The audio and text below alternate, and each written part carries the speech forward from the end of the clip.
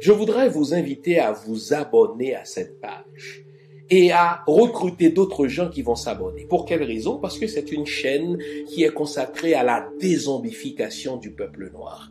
Vous savez, en ma qualité de théologien, d'historien et d'expert en management public, je décide de mettre toute mon énergie et toute l'équipe qui travaille avec moi décide aussi de mettre toute son énergie à la dézombification du peuple noir.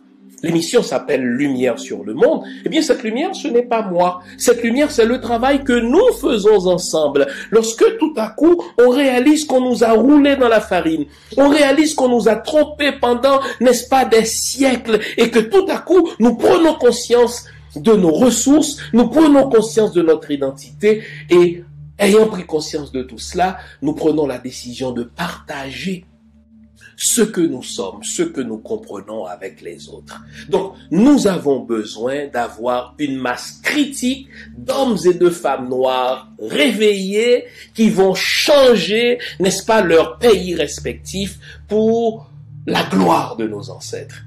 Nos ancêtres méritent cela. Ils se sont sacrifiés pour nous et c'est à nous aujourd'hui de prendre le relais. Comment on le fait? On le fait en se dézombifiant et en dézombifiant les autres.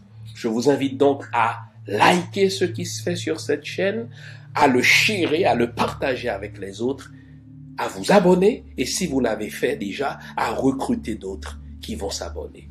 On est ensemble, on garde le moral car tant que va le moral, tout va.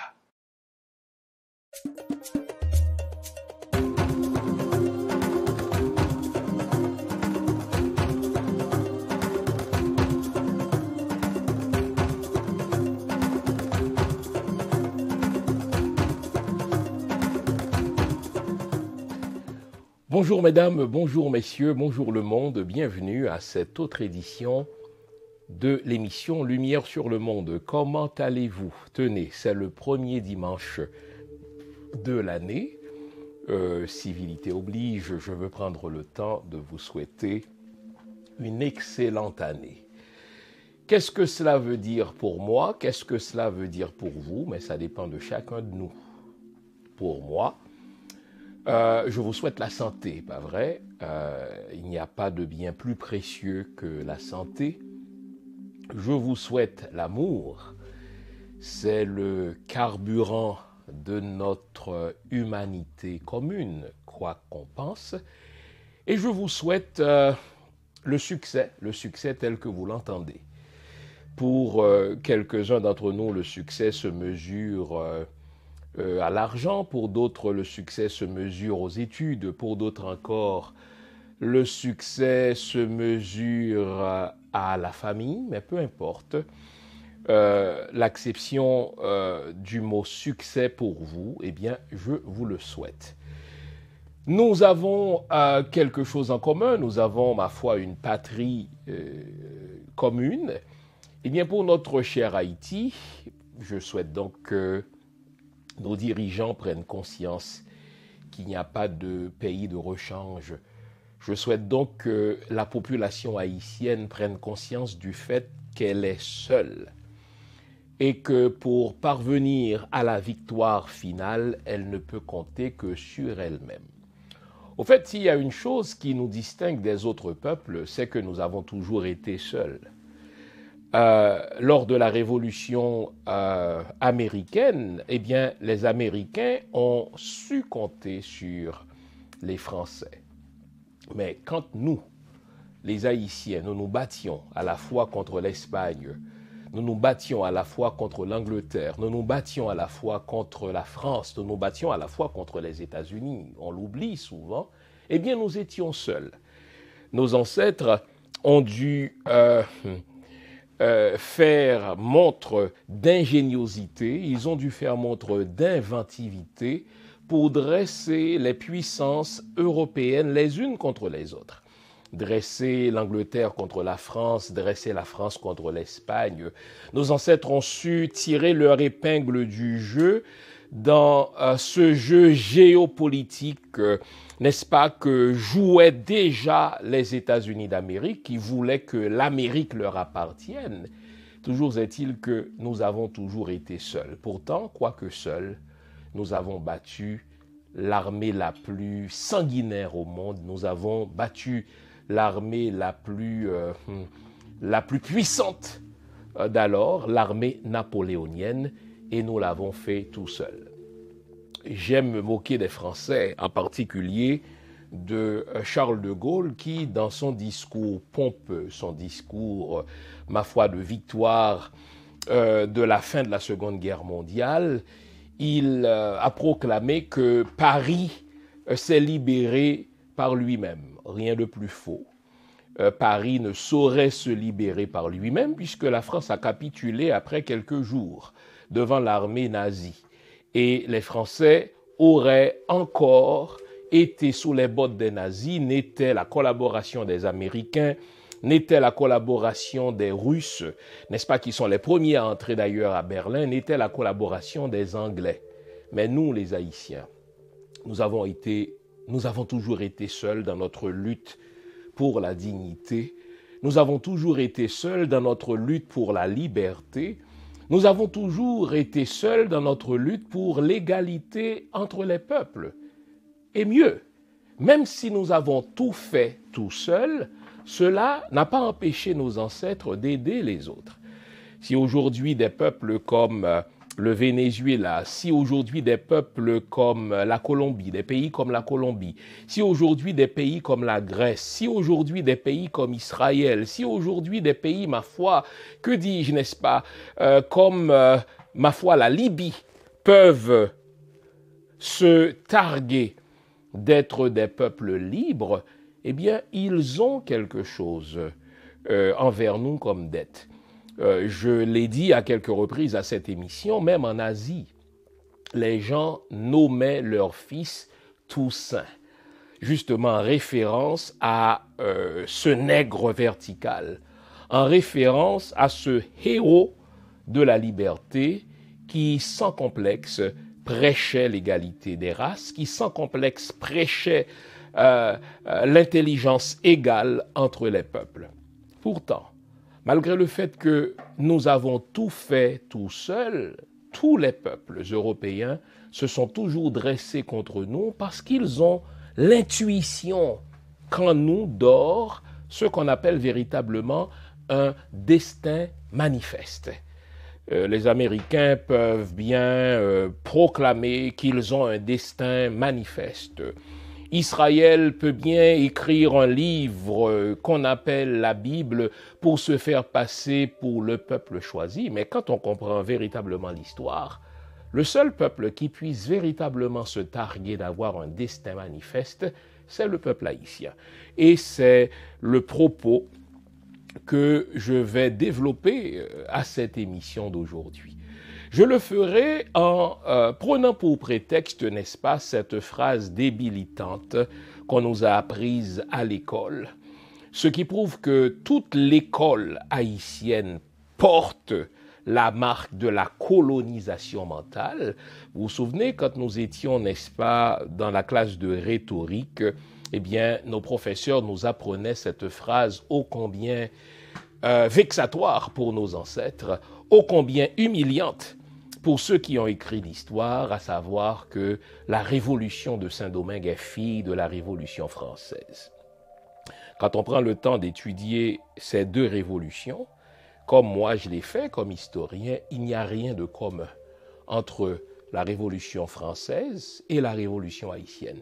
Il n'y a rien de commun entre la révolution haïtienne et la révolution américaine, la révolution voisine. En sorte que pour ce premier dimanche de l'année, pour cette première émission de l'année, vous savez, le 1er janvier marque le jour de la commémoration, de la proclamation à la face de l'univers de l'indépendance haïtienne. Je me propose de faire quelque chose de différent. Plutôt que de reprendre l'histoire de la révolution haïtienne en tant que telle, ce qu'on a déjà fait, ce que d'autres font aussi avec maestria. Je vais dresser le distinguo entre la Révolution française, d'une part, et la Révolution haïtienne, d'autre part. D'autre part, le distinguo entre la Révolution américaine et la Révolution haïtienne. Et vous verrez que s'il est un peuple qui mérite le titre d'inventeur de la liberté, s'il est un peuple qui mérite le titre de créateur de l'égalité entre les peuples, s'il est un peuple qui mérite le titre, ma foi, d'inventeur de l'autodétermination des peuples, c'est le peuple haïtien.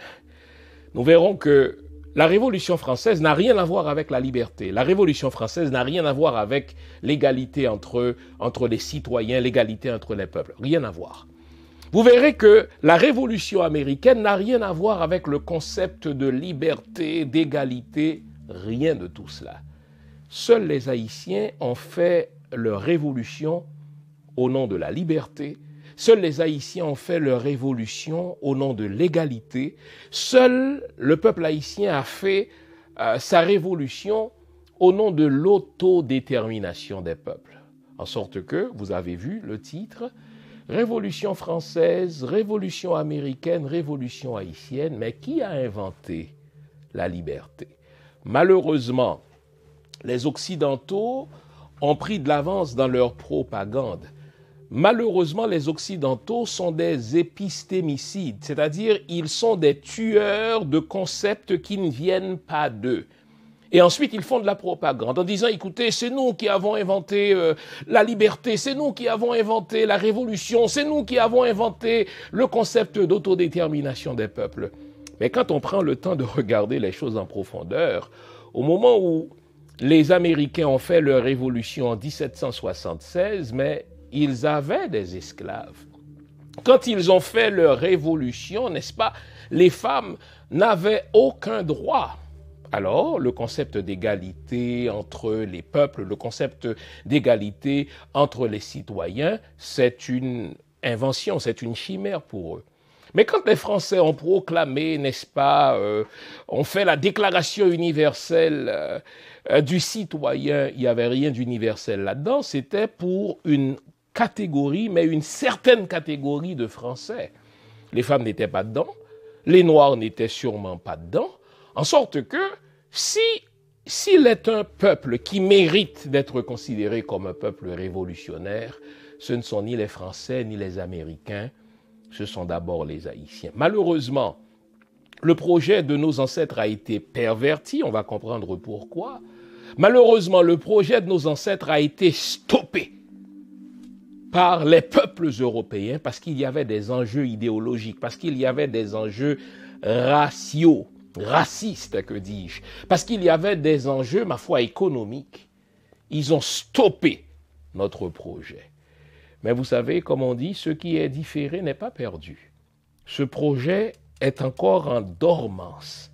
Ce que nos ancêtres avaient en vue reste à être exécuté. Il nous appartient à nous aujourd'hui, il appartiendra aux générations à venir de reprendre le flambeau et de mener à terme ce projet universel, proprement universel de liberté, proprement universel d'autodétermination des peuples que nos ancêtres avaient porté. Alors, longue introduction, vous me l'aurez pardonné, c'est le premier dimanche de l'année. Encore une fois, les amis, je vous souhaite une bonne année, santé, amour et succès, n'est-ce pas? En fonction de votre définition du mot succès, restez là. Offrez-vous une bonne tasse de thé, une bonne tasse de café, une bonne tasse de chocolat chaud. C'est le premier dimanche de l'année. Dans la culture haïtienne, on s'offre du bon chocolat chaud, bien sûr avec de la soupe haïtienne, avec un repas copieux. Mais n'oubliez pas de penser aussi à vos ancêtres. Laissez une assiette vide en souvenir de ce que les ancêtres ont fait pour nous. Ils sont encore présents, savez-vous. Il n'y a pas plus présent que les morts. Il n'y a pas plus vivant que les morts. C'est notre conception de la vie en tant que Noirs, en tant qu'Africains d'Haïti. Allez, une bonne tasse de thé, une bonne tasse de chocolat chaud. Ça promet bonne année. À tout à l'heure, les amis. Nouveau, bonne nouvelle, toutes les émissions Lumière sur le monde se trouvent désormais en mode podcast. Cela veut dire que vous pouvez continuer à vaquer à vos occupations tandis que vous nous écoutez, où que vous soyez, dans votre voiture, à l'épicerie, au travail, en faisant vos courses ou à la maison. Toutes les émissions Lumière sur le monde en français et en créole sont en mode podcast. Vous les trouverez sur Apple Podcast, Spotify, Podcast Index, Google Podcast, Amazon Music, Stitcher et les autres. Nous sommes partout en mode podcast. Il n'en tient qu'à vous. Nouveau, bonne nouvelle, Lumière sur le monde est en podcast.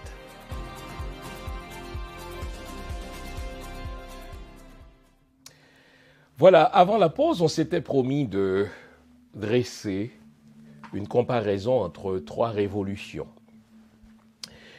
La Révolution française, qu'on nous a toujours présentée comme étant mère de la Révolution de Saint-Domingue, la Révolution française qu'on situe en 1789, et la Révolution américaine, qu'on nous présente comme étant le modèle de toutes les révolutions subséquentes. La Révolution américaine qu'on situe en 1776, en sorte que, là encore, c'est une illustration du caractère épistémicidaire des Occidentaux. Ils sont toujours les premiers en tout. La Révolution française, c'est la mère de la Révolution de Saint-Domingue, en sorte que nos ancêtres n'ont rien fait de nouveau, puisqu'ils n'ont fait que copier ce que les Français ont fait. La Révolution américaine, c'est le modèle de toutes les révolutions, c'est le modèle, n'est-ce pas, des révolutions républicaines, en sorte que, quoi qu'on fasse après, mais on est condamné à reproduire ce que les Américains ont pensé. Bon. Les Occidentaux peuvent continuer à raconter leurs conneries, ils peuvent continuer à les enseigner, ces conneries-là, dans nos universités. Mais ce qu'il y a de plus triste, c'est que nos maîtres d'école, c'est que nos intellectuels nous ont répété ces bêtises-là comme si c'était une vérité indiscutable. Si vous avez fait vos études secondaires classiques en Haïti, vous connaissez cette phrase débilitante, vous connaissez cette phrase de coloniser. La révolution de Saint-Domingue est fille de la révolution française. Bizarrement, c'était même une question d'examen d'État. C'est-à-dire l'État assume.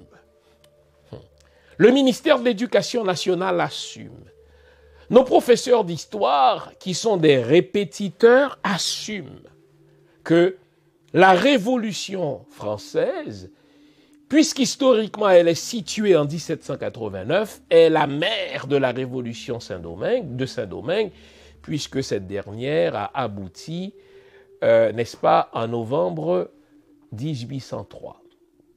En sorte qu'on se contente de répéter sans prendre le temps d'aller dans le fond des choses pour dire, mais bon Dieu, qu'y a-t-il de commun entre la Révolution française et la Révolution de Saint-Domingue?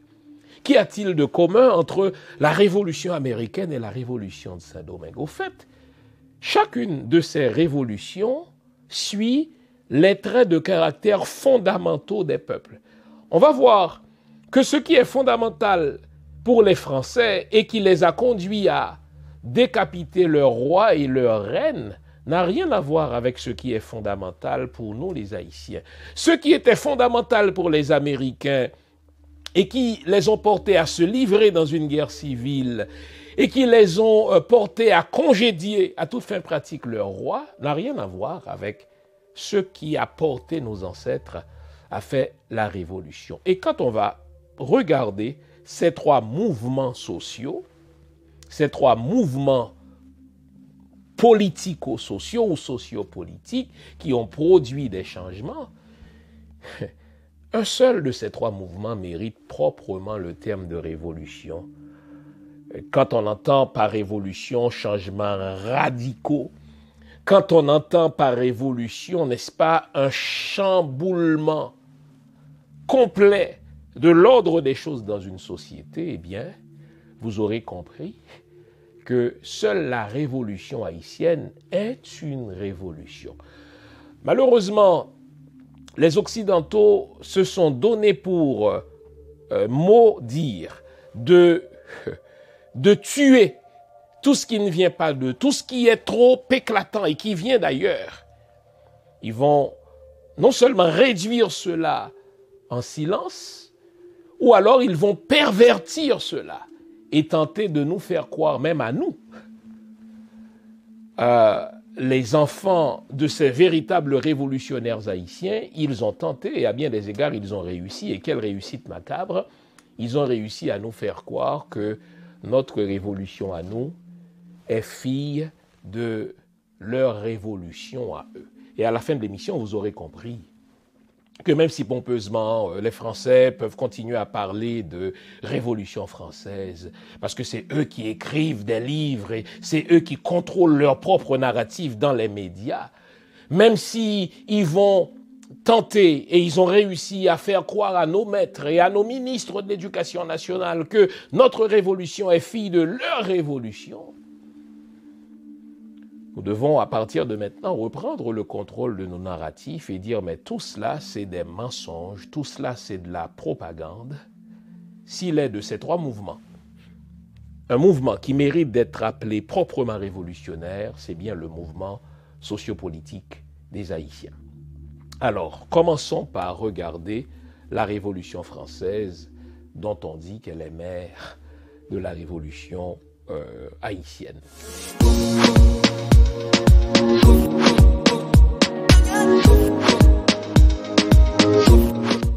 Révolution française. Pour comprendre ce qui va se passer en 1789 en France, il faut, dans un premier temps, mettre la table pour voir comment était répartie la société française. Bon, on va parler d'une société de trois ordres. Vous avez la noblesse. La noblesse, c'est des gens qui sont au haut de la société. Parce que le roi leur a conféré un titre de noblesse. Et ce titre de noblesse, il est héréditaire, pas vrai? Ce titre de noblesse passe de père en fils, selon la loterie génétique. Et on voit encore les traces de ces imbécilités-là au Royaume-Uni, pas vrai? Imaginez que c'est mon sang qui décide que je suis noble. Imaginez que c'est mon nom de famille qui décide que je suis noble. Et quoi que fassent mes filles, elles seront nobles parce que 30 ans avant, parce que 50 ans avant, un certain roi m'avait conféré le titre de noblesse en plaçant le préfixe 2 devant mon nom. Bon, il y avait la noblesse. Et les nobles, ce sont rien de moins que des parasites. Ils ne payent pas des impôts, ils ne payent pas des taxes. Ils reçoivent de nombreux cadeaux des rois, souvent des concessions foncières. Donc ils ont de grands domaines. Et c'est souvent parmi ces gens-là qu'on retrouve les seigneurs, c'est-à-dire des propriétaires terriens. Ils ne travaillent pas. On allait jusqu'à dire que pour une femme de noble, travailler, c'était quelque chose d'humiliant. C'était quelque chose de dégradant. Mais toujours est-il que vous avez une société, n'est-ce pas, dont le premier ordre est la noblesse. Bon. À côté de ces gens-là, ou tout de suite en dessous, mais pas tellement en dessous, parce que d'une certaine manière, il y a un jeu de vase communicant entre la noblesse et le clergé. Vous avez le clergé, l'Église. Un autre groupe de paresseux et de parasites.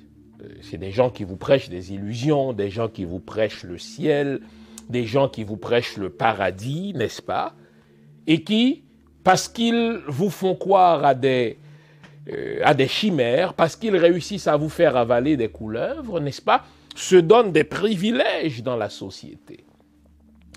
Le clergé était propriétaire de vastes domaines.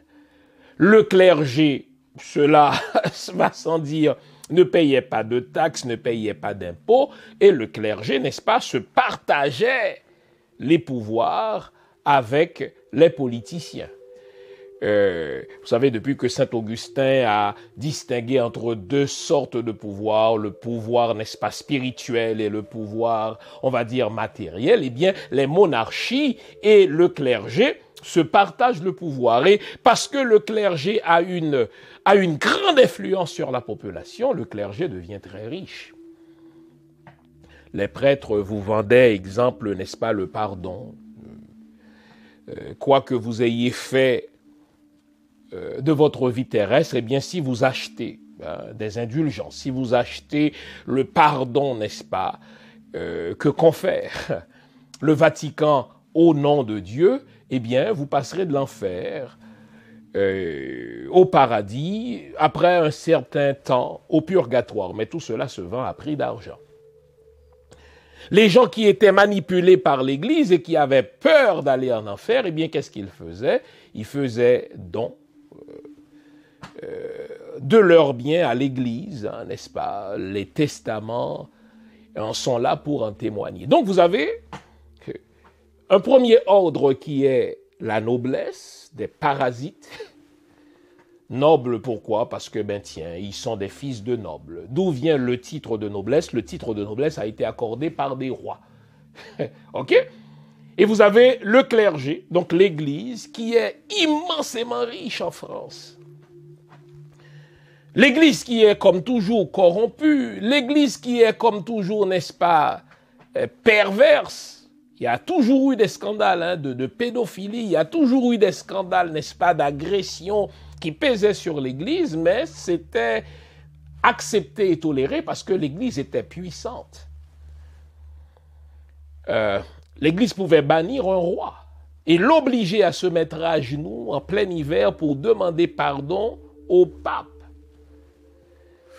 Et si l'Église, si l'évêque, si l'archevêque, si le pape lui-même, n'est-ce pas, venait de bannir un roi, eh bien désormais, la propre population, donc les sujets même du roi, n'étaient plus tenus de lui obéir. Donc vous comprenez l'influence de l'Église. Donc la société française est organisée par des nobles qui reçoivent des biens qui passent de père en fils, puisque dans le droit français, la fille ne pouvait pas hériter, la femme ne pouvait pas hériter. Vous avez le clergé qui est immensément riche parce que le clergé exploite, parce que le clergé, tout comme les pasteurs dans les pays noirs aujourd'hui, les pasteurs dans les églises haïtiennes, eh bien le clergé qui vend des illusions, qui vend Jésus, qui vend le pardon, qui vend le ciel, qui vend le paradis, mais à prix d'argent. Et vous avez un troisième ordre qu'on appelle le tiers-État. Mais le tiers-État, c'est le reste de la population française. Le tiers-État constitue quelque chose comme 97% de la population française. C'est elle qui doit payer les impôts. Donc, c'est le tiers-État, donc la population à 97% qui paye les impôts. C'est le tiers-État qui paye les taxes. Et c'est très important ce que je vais dire là. Ce 97% de la population n'a rien. Pourquoi? Parce que la législation française ne permettait pas à la population d'être propriétaire. Retenez ça parce que si vous passez à côté de cette dernière phrase, vous ne comprendrez rien à la Révolution française. Donc, le tiers-État, c'est 97% de la population qui paye les taxes, 97% de la population qui paye les impôts. Au-dessus de leur tête, vous avez les nobles qui sont des parasites, qui ont tout. Pas parce qu'ils ont travaillé, mais c'est parce qu'à un moment donné, le roi leur avait donné des biens. Le roi leur avait concédé des domaines, et ces domaines passent de père en fils. Sur leur tête aussi, vous avez le clergé, donc les prêtres, qui les invitent à rester soumis à leur maître. Ils n'étaient pas des esclaves, mais ils avaient des maîtres, ils avaient des seigneurs, pour qu'ils puissent recevoir dans l'au-delà le paradis. Vous nous l'avez demandé, nous avons le plaisir de vous apprendre que désormais, nos émissions Toutes nos émissions sont disponibles avec des sous-titrages en 3 langues, en français, en anglais et en créole. Nous sommes conscients que l'émission Lumière sur le monde est devenue une véritable plateforme familiale autour de laquelle des parents et des enfants se réunissent pour s'informer de ce qui se fait en Haïti, en Afrique ou ailleurs dans le monde. Pour vous faciliter la vie, nos émissions sont désormais disponibles avec des sous-titrages en 3 langues, français, créole et anglais. Nous progressons avec vous, nous marchons avec vous, de manière à relever nos communautés et nos peuples. Nouveau, toutes nos émissions sont disponibles avec des sous-titrages en français, en anglais et en créole. Donc, déjà, il y a un problème. Ce tiers-État était composé de paysans, de serfs. Que faisaient les paysans? Mais ils labouraient des terres pour des seigneurs.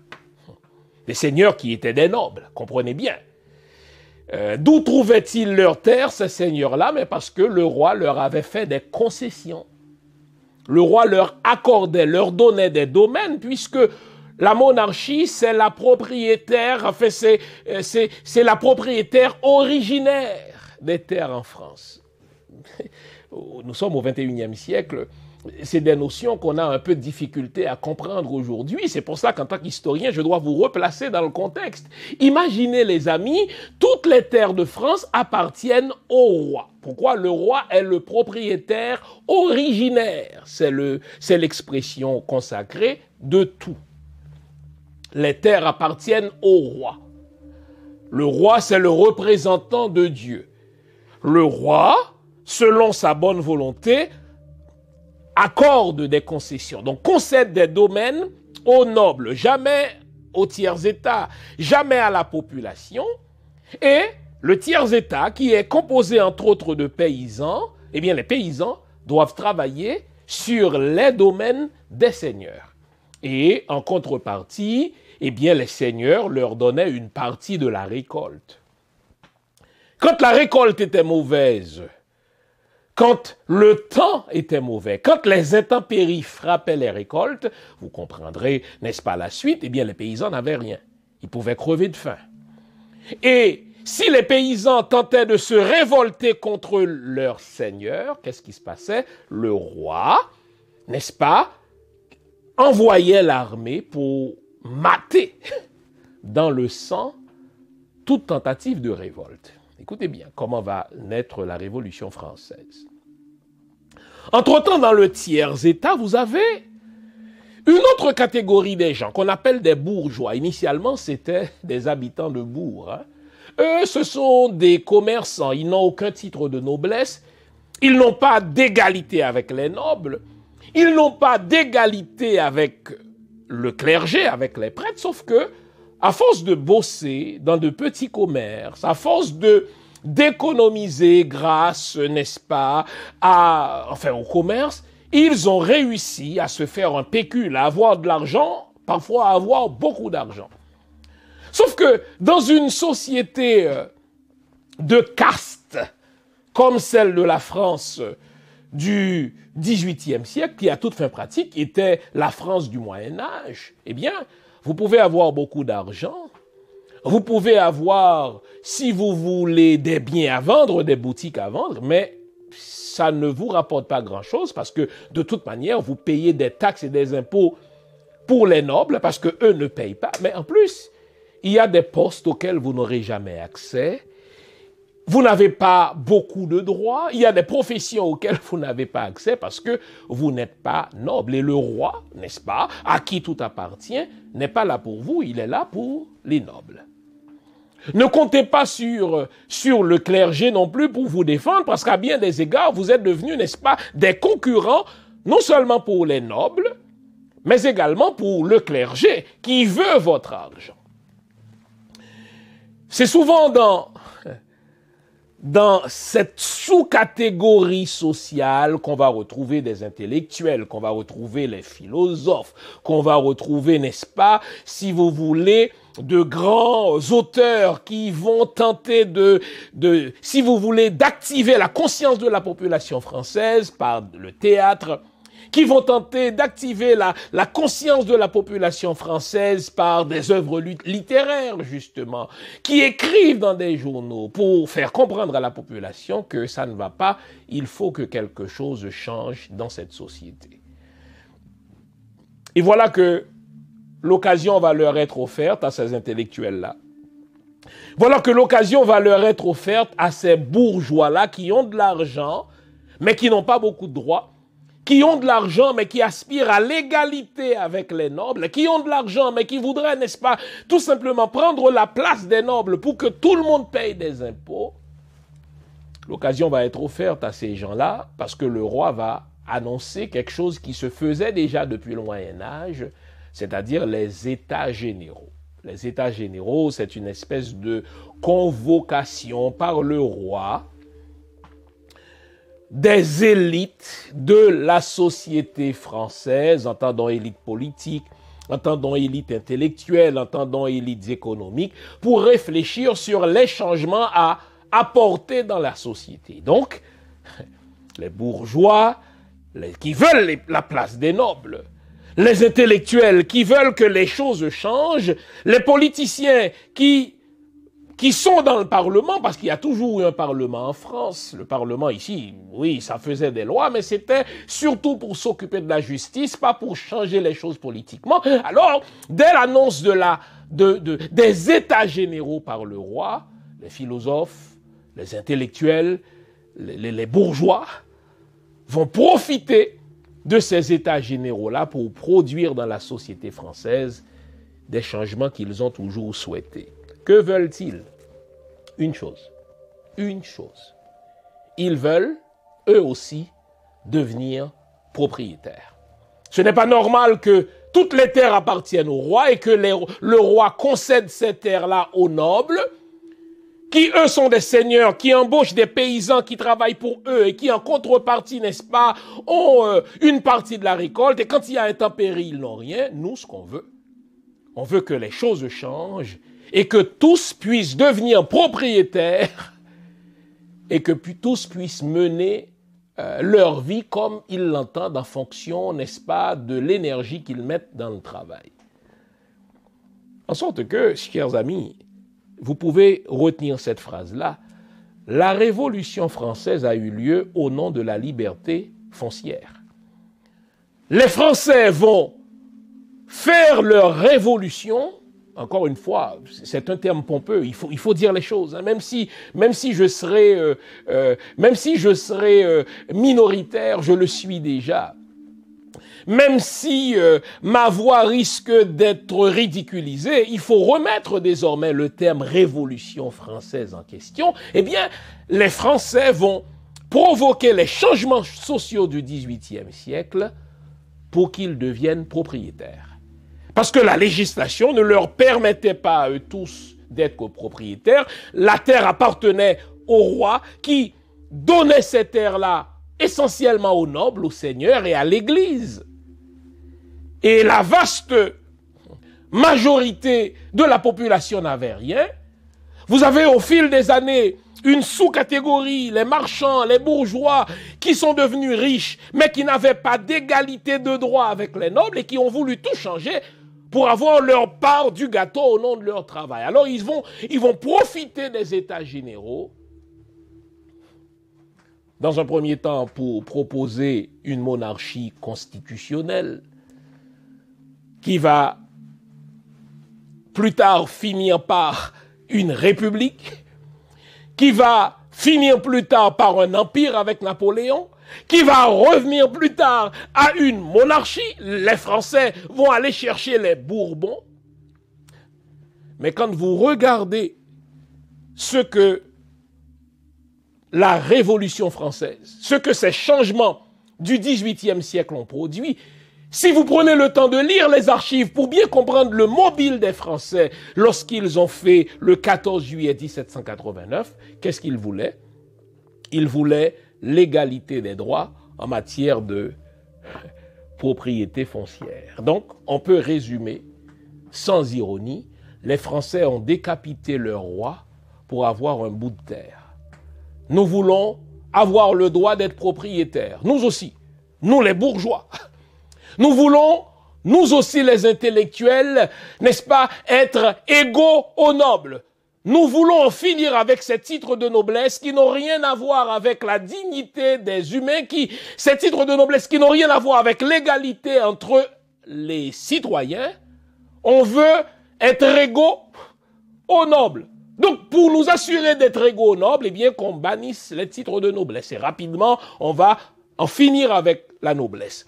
Et puisque le clergé était l'instrument politique des rois pour maintenir le tiers-état dans sa situation, on va en profiter pour bazarder l'Église, en sorte que le mouvement français de 1789 est aussi un mouvement laïque. Mais derrière tout cela, il y a un mobile, la liberté foncière.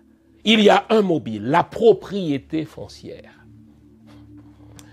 Donc vous comprenez que déjà, si on prend le temps d'étudier en profondeur et de synthétiser ce mouvement qu'on appelle encore une fois pompeusement la Révolution française, les Français n'ont pas fait leur révolution pour l'égalité entre tous les citoyens. Foutaise, les femmes, en 1789, ne sont pas les égales des hommes.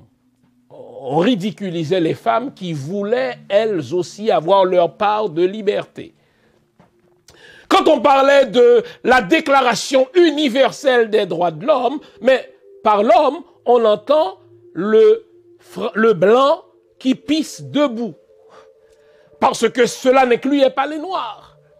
C'est vrai qu'il y a eu quelques intellectuels qui ont voulu, si vous voulez, attirer l'attention, qui ont voulu émouvoir les parlementaires sur le sort de ces Africains qui sont réduits en esclavage par ces mêmes Français qui proclament l'universalité de l'égalité entre les humains, mais par humains, on n'entend pas les Noirs. Par humains, on n'entend pas, n'est-ce pas, les Africains, puisqu'entre-temps, la France a continué à charcuter l'Afrique et à maintenir une chape de plomb sur nos ancêtres à nous, entre autres à Saint-Domingue ou ailleurs dans les Antilles.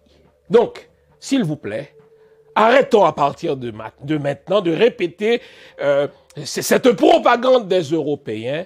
La Révolution française, si révolution il y a, pour moi c'est pas une révolution, le chamboulement sociopolitique de 1789 a été fait au nom de la propriété foncière. Donc des notions comme liberté, égalité, fraternité, c'était des slogans. La liberté d'être propriétaire, oui. L'égalité, non, parce que déjà, il n'y avait pas d'égalité entre hommes et femmes. Égalité, pas entre les peuples, puisque au moment où l'on se parle, la France a des esclaves en Amérique, dans toutes les Antilles.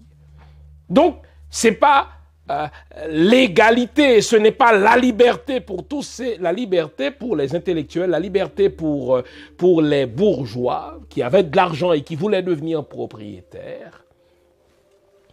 Et quand vous prenez le temps de lire, n'est-ce pas, cette Déclaration universelle des droits, ce que les Français veulent, donc les intellectuels, qui agitaient le Parlement, les philosophes qui écrivaient dans les médias pour soulever la population, ce qu'ils voulaient, c'était qu'eux aussi puissent faire de la politique, même s'ils ne sont pas nobles. C'est qu'eux aussi puissent, n'est-ce pas, être propriétaires, ce qui leur était interdit jusque-là, mais c'est que les vastes domaines sur lesquels régnaient les prêtres, donc l'Église, le clergé, puisse revenir à la population et qu'on puisse, avec les moyens que l'on va se donner, les approprier. Maintenant que vous avez bien compris les enjeux de la Révolution française, vous comprendrez plus tard que ça n'a rien à voir avec la Révolution haïtienne que je vais prendre le temps de vous de vous expliquer dans la troisième partie de l'émission. Donc, s'il vous plaît, ne nous laissons plus prendre au jeu de la propagande des Occidentaux, la Révolution française. Révolution, mon œil. On a décapité le roi. Plus tard, mais beaucoup plus tard, au début, on voulait le garder, le roi. On va en finir avec la monarchie, mais au début, on voulait une monarchie constitutionnelle. Mais on a dit qu'on voulait en finir avec la monarchie, mais on va revenir à plusieurs reprises à la monarchie des Bourbons. Et donc, si vous comprenez les hauts et les bas de ce mouvement sociopolitique français, la constante là-dedans, c'est que les gens voulaient que tous payent des taxes et des impôts. Hein? Les nobles, l'Église n'en payait pas. Donc on veut que tous puissent payer désormais. On veut en finir avec ces titres de noblesse auxquels nous, on n'avait pas accès. Et surtout, on veut être propriétaire. Résumons ironiquement, la France a foutu le feu. Les Français ont foutu le feu dans leurs ordres sociaux, parce qu'il y avait 3 ordres, n'est-ce pas, pour pouvoir devenir propriétaire. La question foncière est le mobile de cette soi-disant révolution française qui n'en est pas une, qui est tout simplement un chamboulement sociopolitique. Ça va? On va s'arrêter ici et on va parler de la révolution américaine dont on dit qu'elle est le modèle de toutes les autres révolutions. Au fait, elle est venue avant la révolution française. On va parler de la révolution américaine, encore une fois, identifier le mobile qui a porté les Américains, qu'on appelait péjorativement des provinciaux, à se soulever contre leur roi, le roi George, à se livrer à une guerre civile. Les Américains contre les loyalistes pour faire leur révolution. Mais que voulaient-ils au fait, les Américains? Je garde la surprise. Quel a été le mobile des Américains lorsqu'après plusieurs années de guerre civile, ils ont proclamé leur indépendance par la révolution de 1776? On va résumer cela en un terme que je garde pour moi-même jusqu'à la pause. Restez là, je vous reviens après, c'est promis. À tout à l'heure. Vous vous demandez où trouver mes livres? Simple, sur mon site, prioritairement, www.jeanfils-aimé.com. Vous avez accès à tout ce que j'ai écrit. Où que vous vous trouviez dans le monde, nous livrons partout où c'est possible. Vous pouvez aussi avoir accès à mes livres par Amazon.ca. C'est un excellent cadeau à se faire ou à faire aux autres. Servez-vous-en. Alors, on a vu que la Révolution française ne saurait être la mère de la Révolution de Saint-Domingue. Les Français ont décapité leur roi, ils ont chamboulé leur société parce qu'ils ont voulu être propriétaires eux aussi. Quand on dit « ont voulu », c'est les bourgeois et les intellectuels. Les paysans regardaient tout cela de haut. Eux, tout ce qu'ils voulaient avoir, c'était une partie des récoltes. Ils voulaient avoir l'assurance de manger même lorsque les récoltes étaient mauvaises. Et si le roi avait compris cela, si les seigneurs avaient compris cela, mais il n'y aurait peut-être pas ce chamboulement du XVIIIe siècle. Maintenant, parlons des Américains. Pour comprendre la révolution américaine de 1776, et encore une fois, on verra que le mot révolution est impropre, mais il faut remonter à l'Europe de la réforme protestante. C'est comme ça qu'il faut comprendre cela. La réforme protestante de Martin Luther, début XVIe siècle, 1517, va chambouler l'ordre politique européen. Même si ça a commencé avec un chamboulement religieux, la religion et la politique sont si liées, la religion et la politique sont toujours liées, que tout chamboulement religieux a provoqué un chamboulement politique. Et si vous voulez un petit exemple haïtien rapide, le le renversement de Jean-Claude Duvalier, donc le renversement du régime de Duvalier, a pris corps dans les églises.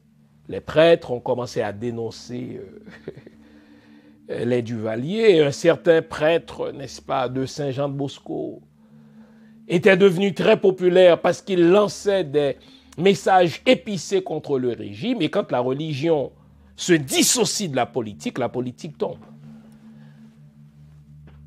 Mais là, j'ai fait un grand saut. Revenons à l'Europe du XVIe siècle. Alors oui, Martin Luther, un prêtre allemand, a voulu des changements dans l'Église. L'Église de son pays, l'Allemagne. Et puisque le Vatican a résisté aux changements voulus par Martin Luther, mais les politiciens allemands, les princes, ont dit, ah tiens, c'est une belle occasion pour nous les Allemands, pour nous les politiciens allemands, de nous affranchir de la tutelle de l'Église. On va soutenir Martin Luther contre la papauté et comme ça, nous n'aurons plus à envoyer la dîme à l'Église. Le mouvement de Martin Luther, qui est d'abord un mouvement religieux, est devenu un mouvement politique en Allemagne et à partir de l'Allemagne, les changements politico-religieux de Martin Luther vont se répandre dans toute l'Europe. Et là, on va avoir affaire avec les Anglais. Jusque-là, les Anglais sont un pays, ont un pays très stable. Ils ont leur roi. Sauf que le roi veut, la monarchie anglaise veut rapidement aussi éviter les chamboulements, les chamboulements qu'on voit ailleurs en Europe. Et donc on va opérer à l'intérieur, n'est-ce pas, de l'Empire anglais, à l'intérieur de l'Angleterre, les changements religieux qui sont à bien des égards des changements cosmétiques. Et donc très rapidement, les Anglais vont avoir leur propre version du protestantisme qu'on va appeler l'anglicanisme. C'est pour cela que vous avez très rapidement l'église anglicane. Et qui est le chef de l'église anglicane? Ce n'est pas le pape. Qui est le chef de l'église anglicane? Ce n'est pas l'archevêque de Canterbury qui est le chef de l'église anglicane, mais c'est le roi ou la reine. Très bien. Sauf que d'autres religieux au sein de l'Angleterre n'entendent pas la chose ainsi. Ils veulent avoir une réforme en profondeur, contrairement à cette réforme cosmétique que la monarchie met en place. On va retrouver des mouvements comme le mouvement wesleyen. On va retrouver d'autres mouvements comme le mouvement des Quakers. Donc je ne veux pas vous entrer dans toutes ces arcanes, n'est-ce pas, historico-religieuses. Et ceux qui ne se conformaient pas à la vision royale de la religion étaient persécutés. Ils étaient persécutés, n'est-ce pas, en Angleterre. Ils étaient persécutés au Royaume-Uni au nom de la liberté religieuse. Et ceux-là vont prendre la mer en quête de nouveaux pays à voler. Et retenir le mot voler, pas le nouveau pays de nouveaux pays à découvrir, ni de nouveaux pays à, n'est-ce pas, à explorer. C'est des euphémismes pour cacher une réalité beaucoup plus crue. Ça s'appelle le vol. Et donc vous avez des gens qui ont une religion différente de la religion de l'État anglais, l'anglicanisme. Donc vous avez une flopée, un ramassis de gens les uns plus fous que les autres religieusement, qui prennent la mer au nom de Dieu en quête d'un pays où ils pourront pratiquer leur foi sans être persécutés. Bon. Mais en quête d'un pays, si vous cherchez un pays au nom de la liberté religieuse, si vous avez des valeurs morales saines, vous n'allez pas arriver dans des pays qui sont à déjà habiter et assassiner ceux qui sont là. Donc vous avez ces Anglais qui, au nom de la foi chrétienne, au nom de la foi chrétienne, la foi chrétienne qui est censée être la religion de l'amour, foutaise. La foi chrétienne qui est censée être la religion de l'égalité entre les peuples, puisque c'est le même Dieu qui les crée, foutaise et refoutaise. Donc vous avez ces Anglais qui arrivent avec leur Bible et qui débarquent en Amérique. Et là, ils vont, dans leur livre d'histoire, nous raconter des conneries, des propagandes. On nous raconte que les Pilgrim Fathers, les pères pèlerins, en quête d'une terre de liberté pour pouvoir pratiquer leur religion librement et pouvoir confesser la foi chrétienne sans être persécutés, ils arrivent en Amérique. Mais l'Amérique est déjà habitée par les autochtones, qu'on va appeler improprement Amérindiens. Les Américains, Bible en main, vont faire la guerre à ces gens-là. Et au fil du temps, ils vont assassiner 100 millions d'autochtones au nom de leur Dieu pour pouvoir voler leurs terres. C'est ça l'Amérique, les amis. C'est ça l'Amérique. Ils arrivent, ils vont rapidement se réconcilier avec leur roi, même si ils ont fui leur pays parce qu'ils étaient persécutés par l'État, mais ils arrivent dans un pays qui est déjà habité, mais qu'ils veulent voler. Ils ont besoin de l'armée anglaise.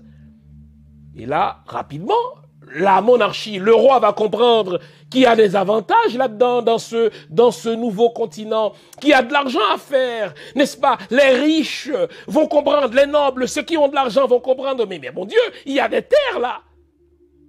Ils vont se mettre ensemble pour assassiner les autochtones. Je vous ai dit qu'ils vont finir par en assassiner 100 millions, voler leurs terres, et tout cela au nom de leur foi religieuse. J'ai déjà dit et je le redis.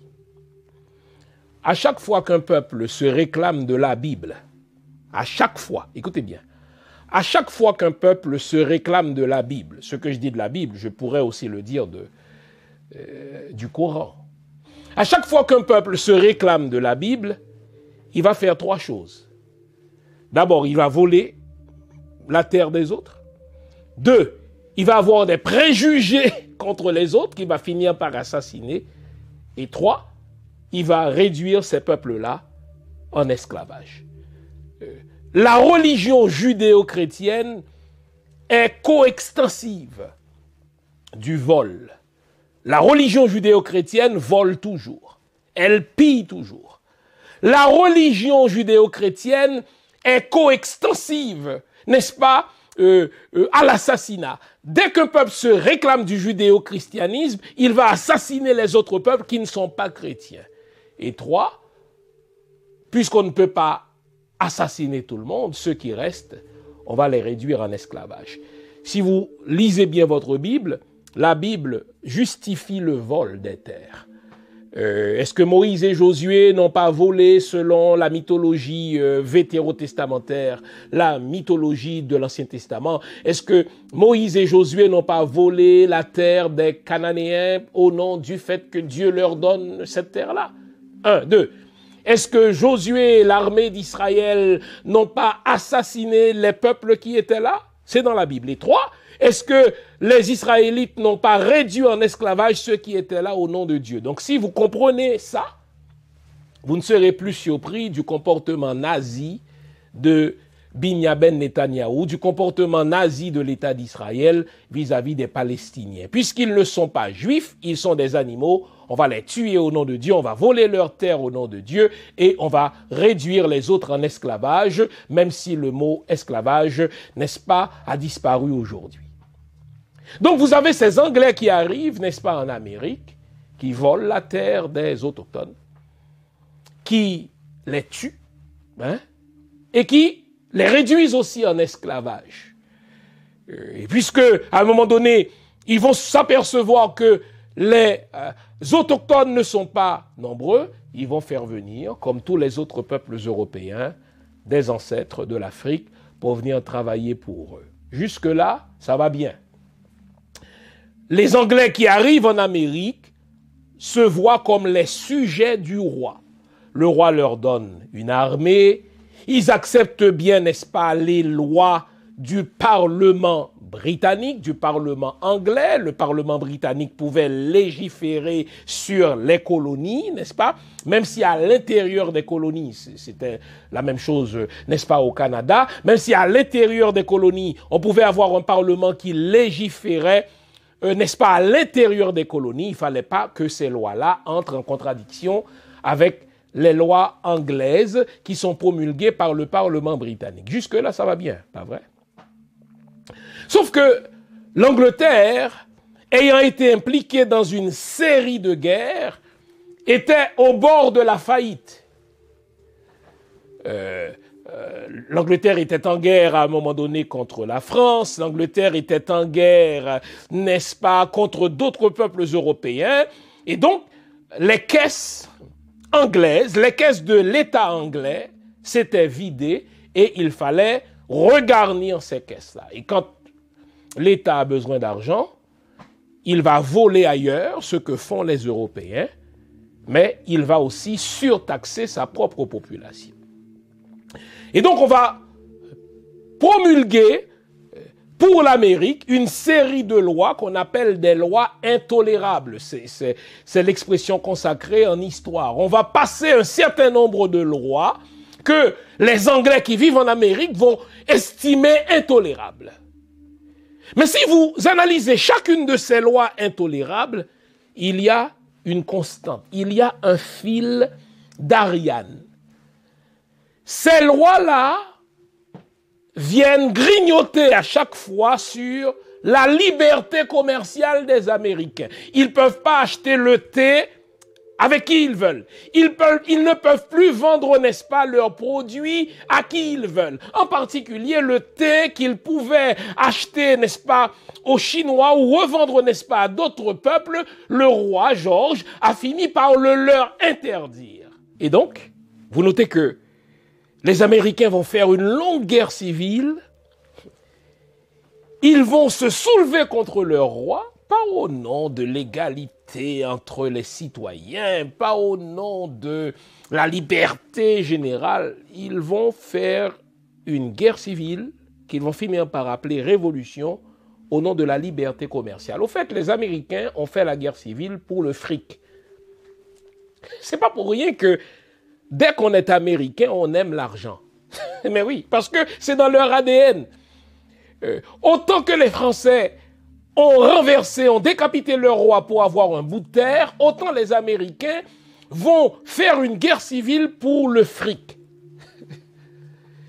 Vous allez retrouver des intellectuels qui disent, écoutez, finalement, on n'a pas besoin de roi. Pourquoi on aurait besoin d'un roi qui est si éloigné, dont nous sommes séparés par des océans, de vastes océans? On peut avoir notre propre parlement, des gens comme Abraham Lincoln, des gens comme Thomas Paine vont commencer à écrire cela. Pourquoi avons-nous besoin d'un parlement britannique qui ne nous connaît même pas et qui légifère pour nous? On peut légiférer nous-mêmes. D'autant qu'il y a un principe, ils n'ont pas le droit de nous taxer si on n'a pas nos représentants dans leur parlement.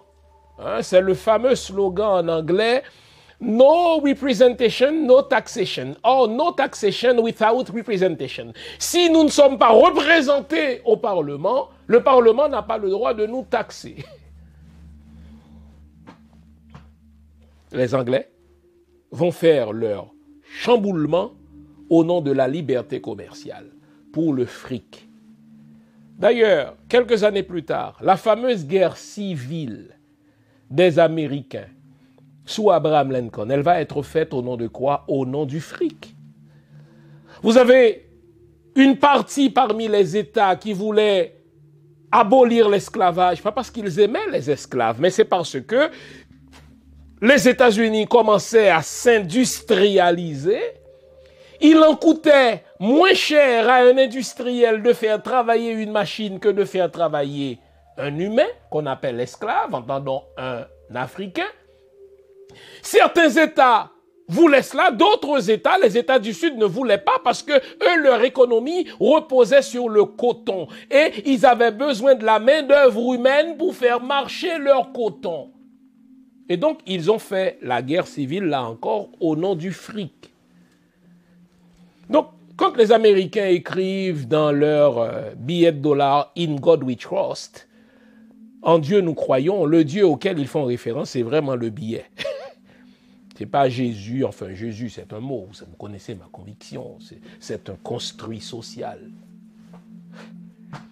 Donc, lorsque les Américains ont fait leur révolution, ils n'avaient pas en tête le concept de liberté pour tous. Ils avaient quelque chose en ce moment-là. Ils avaient 500 000 esclaves. On a découvert que la population américaine augmentait à chaque 20 ans d'un million ou de deux. Et au moment où les Américains ont lancé leur révolte, c'est une rébellion contre le roi, ils avaient 500 000 esclaves noirs. Et lorsqu'ils ont proclamé leur indépendance en 1776, le statut des esclaves n'a pas changé, le statut des femmes n'a pas changé. Donc, ce n'est pas une révolution. Il y a une révolution lorsqu'il y a un tel chamboulement que le statut de tous change. Lorsqu'il y a un tel chamboulement que la situation de tous change. Mais les esclaves sont restés dans leur champ. Après la rébellion américaine de 1776, ils se sont donné un pays pour pouvoir faire du commerce.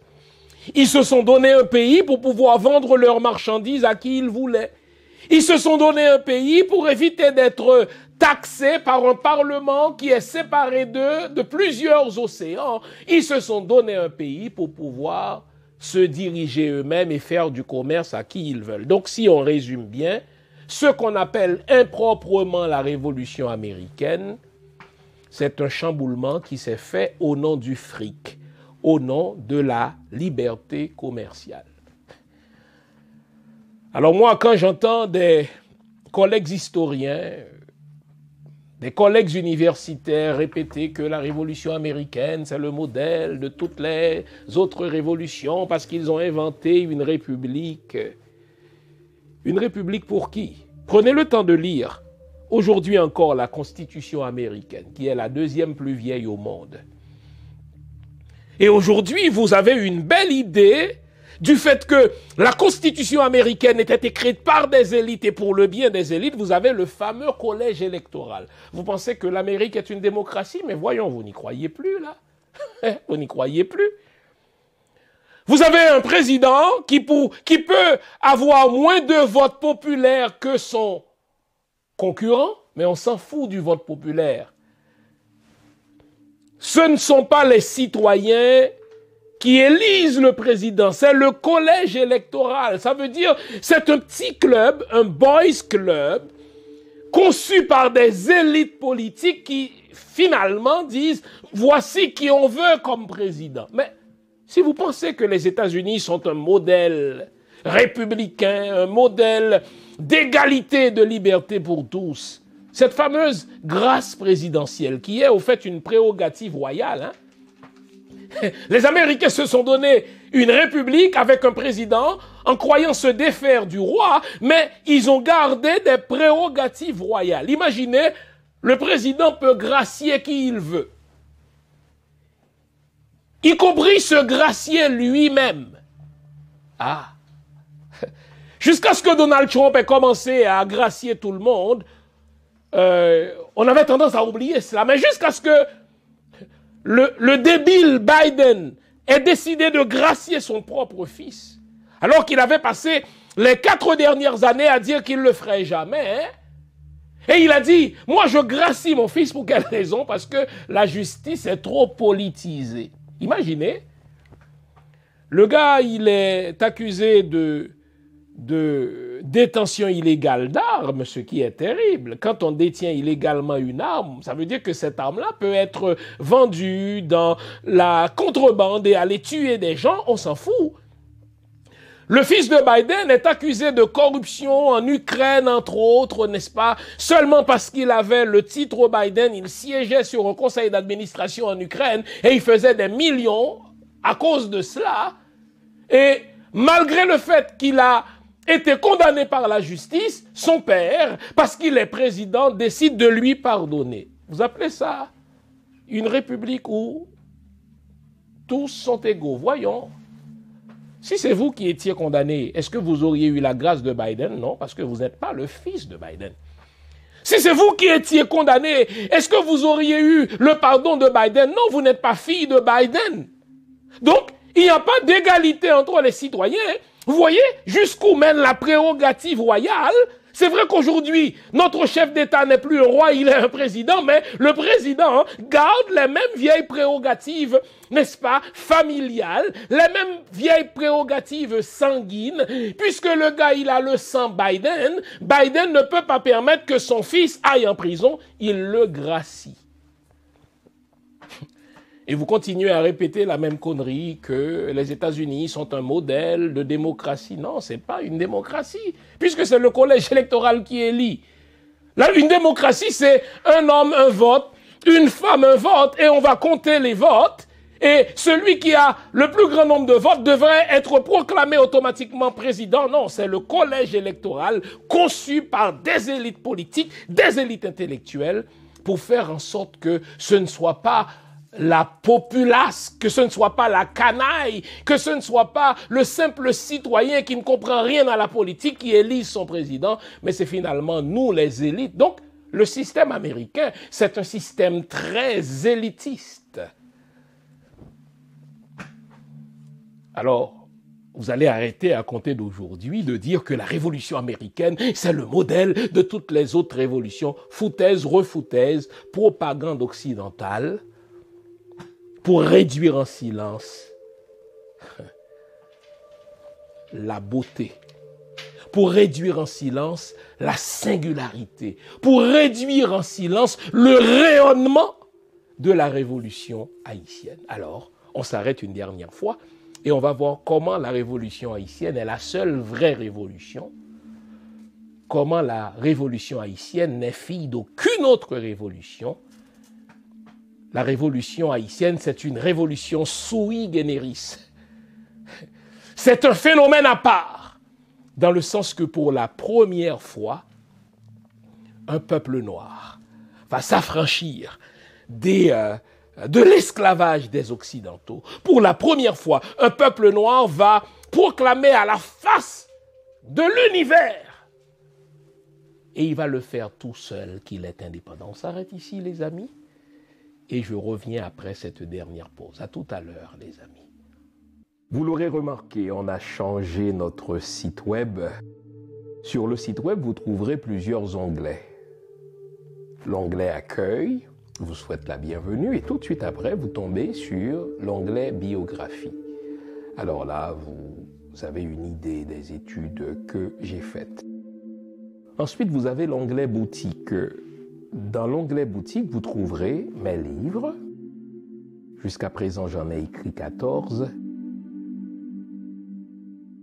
Toujours dans la boutique, vous aurez aussi accès au type de formation que j'offre, soit à des individus ou à des entreprises.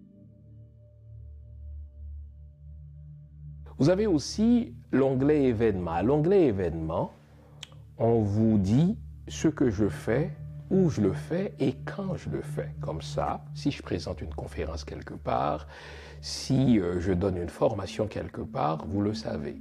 Mais ça, c'est à venir.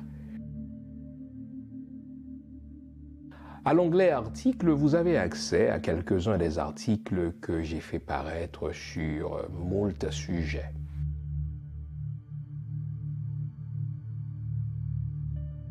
Vous trouverez aussi mes audios. Au fait, les audios, ce sont les anciennes émissions que j'ai présentées à la radio CPAM et que vous avez appréciées. Ce sont des émissions que j'ai présentées sur toutes sortes de sujets, allant de la spiritualité à la mystique, de la mystique à la religion, en particulier la religion chrétienne, le judaïsme et un petit peu d'islam aussi. Donc vous trouverez de tout cela. Et enfin, à l'onglet « Émissions », vous avez accès aux diverses chroniques ou aux divers liens par lesquels je présente des chroniques, que ce soit à la radio, à la télé ou sur les médias sociaux. Enfin, vous avez l'onglet « Contact » qui vous permet de me contacter soit par email ou par les médias sociaux. Le nouveau site de Jean Fils-Aimé, c'est le vôtre. Servez-vous-en.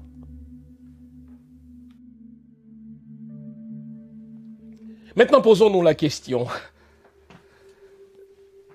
sur les traits fondamentaux de la révolution haïtienne. D'abord, regardons la ligne du temps. Le premier à avoir lancé une révolte dans le Nord pour libérer les esclaves et établir un pays libre, c'est Macandal. Nous sommes dans les années 1700 et Macandal est mort autour de 1758. Regardez un mensonge. Si Macandal a lancé un mouvement révolutionnaire et qu'il est mort en 1758, pas vrai, et que d'autre part, la Révolution française a eu lieu en 1789, comment pouvez-vous me dire que la Révolution française a inspiré la Révolution haïtienne? Macandal a lancé une révolte bien avant que les Français n'aient décapité leur roi. Nous sommes en 1758. Et ceux qui vont relancer la Révolution haïtienne lors de la cérémonie ou lors du congrès politico-spirituel du Bois Caïman en 1791 étaient présents à la révolte de Macandal. Toussaint Louverture était présent. Si vous prenez la carte de Saint-Domingue, nous sommes dans cette vaste région, n'est-ce pas, du Limbé, etc. Et donc, ceux-là qui regardaient faire Macandal, je parle de Toussaint Louverture, qui était jeune, je parle de Biassou, je parle de Jean-François, ils n'ont rien à voir avec la révolte des Français. La révolte des Français en France a agité les Français à Saint-Domingue, qui eux aussi voulaient avoir leur part de droit dans ce qui se faisait en France. La révolte des Français en France a agité les mulâtres, qui eux voulaient l'égalité avec les Blancs, mais nous les Noirs, nos ancêtres n'ont pas attendu la révolte des Français pour contester leur statut d'esclaves, ils l'ont toujours fait. Nos mères se sont suicidées, nos mères se sont faites avorter, nos ancêtres ont vécu dans le marronnage, ils ont accepté d'être amputés. Imaginez une Zabeth. Zabeth, c'est une femme noire qui arrivait de l'Afrique et qu'on a voulu esclavagiser, qu'on a voulu réduire en état d'esclave, qu'on a voulu asservir et qui à chaque fois s'est sauvée. On lui a enlevé un bras, on lui a enlevé un deuxième bras, on lui a enlevé une jambe, mais à chaque fois, elle se sauvait. Mais nos ancêtres n'ont pas attendu la France de 1789. Quand Macandal, disais-je, a lancé son mouvement de révolte, nous sommes dans les années 1757-58. Et si vous comprenez bien l'histoire d'Haïti, ceux qui vont lancer Bois Caïman en 1791 étaient là. Ils étaient jeunes, mais ils étaient là lorsque Macandal a lancé son mouvement en 1757, en 1758. Alors, ne serait-ce que sur le laps de temps au cours duquel chaque mouvement s'est déroulé, la Révolution française qui a eu lieu en 1789 ne saurait être la mère de la Révolution de Saint-Domingue qui qui fut déclenché déjà par Macandal en 1757-1758. Voyons, les amis, c'est un non-sens. Mais maintenant, au niveau des enjeux, si vous prenez le temps, les amis, de lire les discours, les récriminations, les desiderata de nos ancêtres qui ont fait la révolution, ils n'ont pas livré bataille contre les Français pour avoir un bout de terre. Mais voyons, c'est trop, passez-moi le jeu de mots, trop terre à terre pour nos ancêtres. Nos ancêtres n'ont pas fait la révolution pour avoir la liberté commerciale. Ça, c'est un enjeu très américain qui sont prêts à vendre leur mère pour avoir un dollar. In dollar we trust. C'est pas in God we trust. C'est vraiment dans le dollar qu'ils croient. Leur Dieu, c'est leur dollar. Comme Toussaint Louverture a livré bataille contre l'Espagne. Toussaint Louverture avait énormément de privilèges, n'est-ce pas, dans le côté espagnol. Il avait des terres. Il était élevé en dignité dans l'armée auxiliaire d'Espagne, mais ça ne l'a pas empêché de laisser l'armée espagnole pour se ranger du côté de la France. Pour quelle raison? Parce que la France promettait alors la liberté aux Noirs. Vous notez le mot liberté. Et lorsqu'effectivement Toussaint Louverture est passé du côté français, prenez le temps de lire sa correspondance, il a dit à ses frères, vous avez déjà sûrement entendu parler de moi, eh bien, je viens vous libérer pour vous donner donc, je pèse ici le pléonasme, je viens pour vous donner la liberté.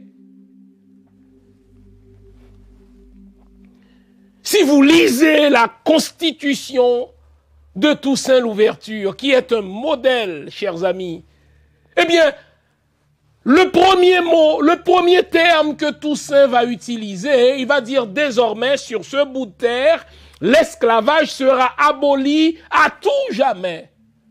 Ceux qui pensent que Toussaint Louverture était propriétaire d'esclaves et qu'il ne voulait pas vraiment la liberté pour tous, il répète tout simplement la propagande des ennemis de nos ancêtres. Toussaint Louverture était un homme prospère. Toussaint Louverture faisait partie de ces 800 Noirs qui étaient très prospères à Saint-Domingue. Et pourtant, il a mis tout cela en jeu pour libérer ces 500 000 frères et sœurs qui étaient réduits en esclavage. Et si vous relisez encore une fois la Constitution de Toussaint Louverture, c'est d'ailleurs pour cela que Napoléon va le faire arrêter, va le faire déporter en France et l'assassiner à toute fin pratique, c'est parce qu'il voulait la liberté. Il était prêt à tout perdre pour que désormais l'esclavage disparaisse sur toutes les terres de Saint-Domingue, sur toutes les terres d'Haïti. Et lorsque Toussaint a libéré la partie est de l'île, c'est-à-dire aujourd'hui ce qu'on appelle la République dominicaine, eh bien, il l'a fait pour libérer les esclaves.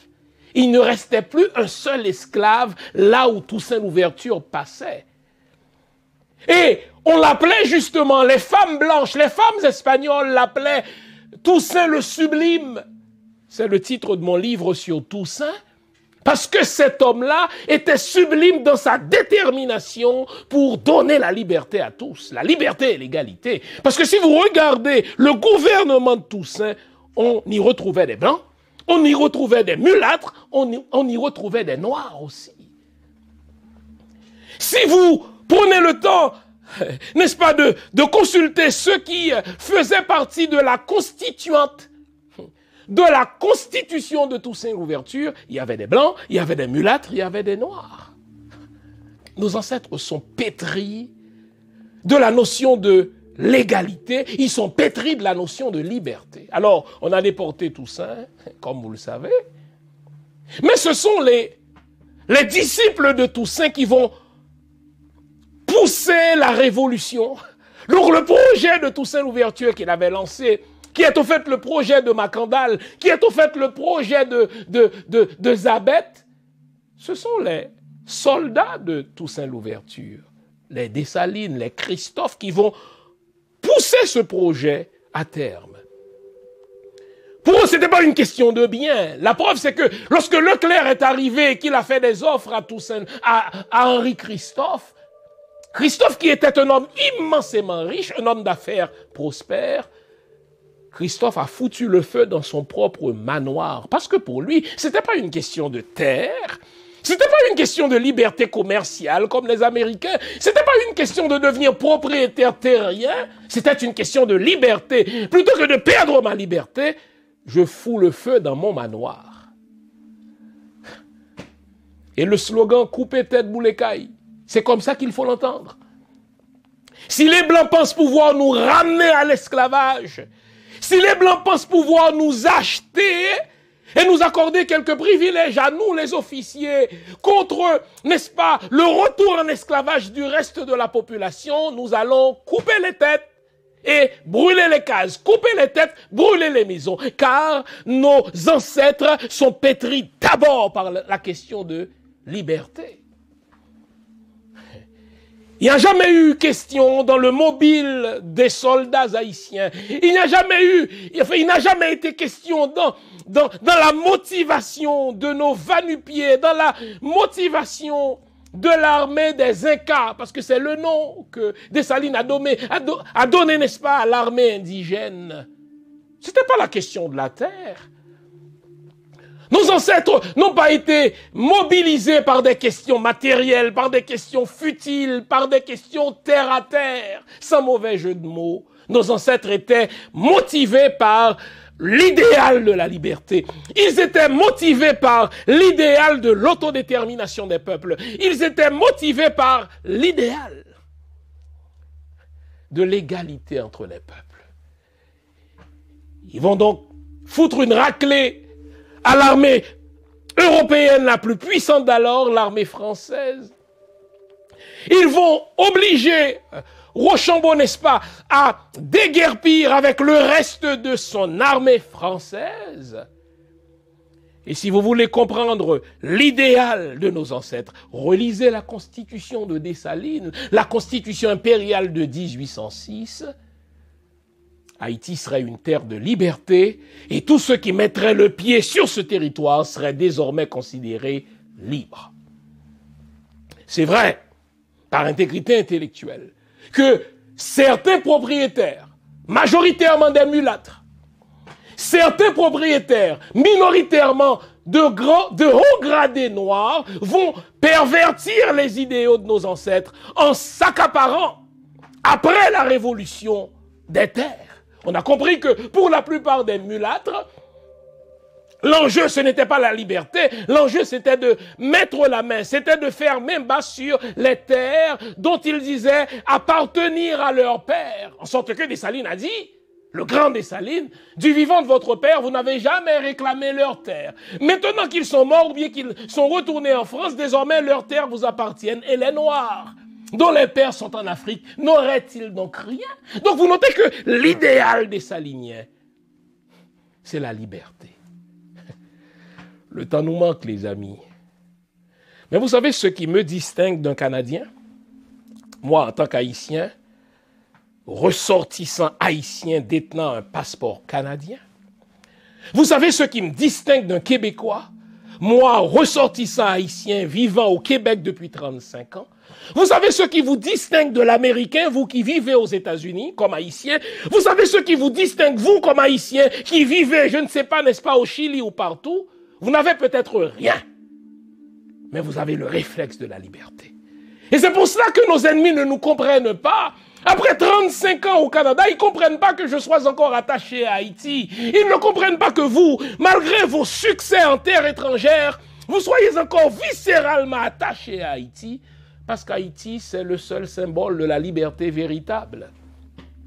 L'Haïtien n'a peut-être rien, mais il a le réflexe de la liberté. L'Haïtien n'a peut-être rien, mais tenter de le faire revenir à une forme quelconque d'esclavage, il va se lever avec sa machette en main, parce que nous avons le réflexe de la liberté. Alors dites-moi, qui a inventé la liberté? Qui a inventé l'égalité entre les peuples? Qui a inventé l'autodétermination des peuples? Les Français, voyons donc, vous n'allez plus répéter cette connerie. Les Français ont décapité leur roi pour avoir un bout de terre. Qui a inventé la liberté, l'égalité entre les gens? Les Américains, mais voyons. Les Américains ont fait 2 guerres civiles pour le fric, pour avoir la liberté commerciale, au nom du dollar, qui est leur dieu. In dollar we trust. Nos ancêtres ont tout perdu. Henri Christophe a foutu le feu dans son manoir au nom de la liberté.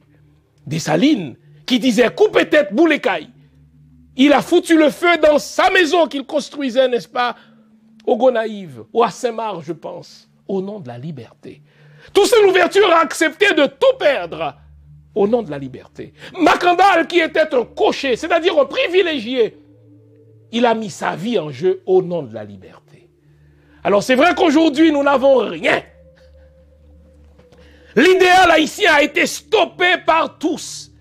Les Américains, les Anglais, les Français, les Espagnols, les Allemands, ils se sont ligués contre nous parce qu'ils n'acceptent pas que ce soit un peuple noir qui soit le véritable inventeur de la liberté. C'est encore cela qu'ils ont contre nous. C'est pour cela qu'ils mettent des armes aux mains de nos jeunes. C'est pour cela qu'ils ont transformé notre pays en un trou de merde, pour reprendre l'expression du merdique Donald Trump. In dollar we trust, c'est la devise véritable des Américains. Pas in God. Au fait, le Dieu ici, c'est le dollar. Je peux regarder le Québécois dans les yeux et lui dire, vous savez quoi? Vous avez tout. Vous avez un État prospère, mais vous n'avez pas l'indépendance. Mais moi, comme Haïtien, ce qui me distingue du Québécois, je n'ai peut-être rien, mais j'ai l'instinct de l'indépendance. Je peux regarder l'Américain et lui dire, vous avez le dollar, mais mes ancêtres ont inventé le concept de liberté, liberté véritable, le concept d'égalité, l'égalité véritable. Et c'est ça qu'ils ont contre nous. Ils ne comprennent pas que nous soyons aussi viscéralement attachés à Haïti, mais c'est parce que c'est le seul pays de liberté véritable, c'est la seule terre de l'indépendance véritable, c'est la seule terre de liberté véritable. Vous pouvez tout m'enlever, vous m'enlevez mon pays, vous m'enlevez mes mers, vous m'enlevez mes plages, vous m'enlevez ma maison, mais il y a quelque chose que vous ne pourrez jamais m'enlever, c'est mon réflexe d'indépendance.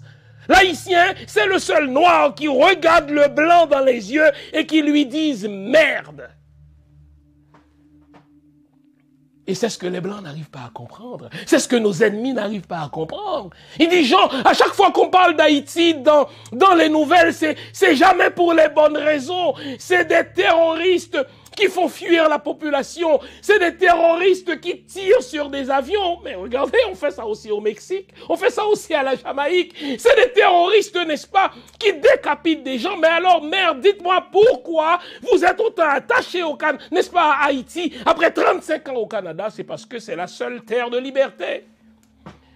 Les Américains vous demandent, mais vous êtes si prospères aux États-Unis, dites-moi pourquoi vous êtes si attachés à Haïti? Mais c'est parce que Haïti, c'est la seule terre de liberté. Pourquoi vous continuez à parler de vos ancêtres qui sont morts depuis les années 1800? C'est pas compliqué, parce que ce sont les inventeurs de la liberté, ce sont les inventeurs de l'autodétermination des peuples. Alors les amis, on peut tout nous enlever, mais on ne pourra jamais nous enlever notre réflexe d'indépendant. On peut tout nous enlever, on ne pourra jamais nous enlever notre réflexe de liberté. On peut tout nous enlever, on ne pourra jamais nous enlever, n'est-ce pas, notre réflexe de gens fiers. L'Haïtien marche droit. Il regarde le soleil. Et lorsque vous lui dites « sac passé », il vous répond « naboulé ». Nous brûlons comme le soleil, nous rayonnons comme le soleil, parce que nous sommes le peuple des Incas. C'est ce que Dessalines disait. L'armée haïtienne, c'est l'armée des Incas. Nous sommes le soleil. Nous sommes ce phare dont Victor Hugo avait parlé. Nous passons par un épisode difficile. Mais faites-moi confiance. Ce peuple-là, qui est l'inventeur de liberté, ce peuple-là, qui est l'inventeur de l'égalité, ne saurait mourir. Ce bout de terre, qui est le centre de l'univers, renaîtra de ses cendres. Nous puiserons nos forces dans l'énergie ancestrale. Nous puisions nos forces dans l'histoire ancestrale. Un peuple qui a inventé la liberté, qui a inventé l'indépendance, ne saurait mourir. Nous renaîtrons de nos cendres, comme le disait le grand Christophe Henry. Bonne année les amis, que la lutte se poursuive. Bonne année les amis, que le projet de nos ancêtres aboutisse. Et s'il faut, une fois de plus, que nous brûlions les cases et que nous coupions les têtes, qu'à cela ne tienne, couper tête, boule écailles, il faut que le projet de nos ancêtres aboutisse. Bonne année, gardons le moral, car tant que va le moral, tout va. Et ne l'oublions pas, nous sommes les inventeurs de la liberté. Nous sommes les inventeurs de l'autodétermination des peuples. Nous sommes les inventeurs de l'égalité entre les peuples. Bonne année, à la semaine prochaine. Au revoir.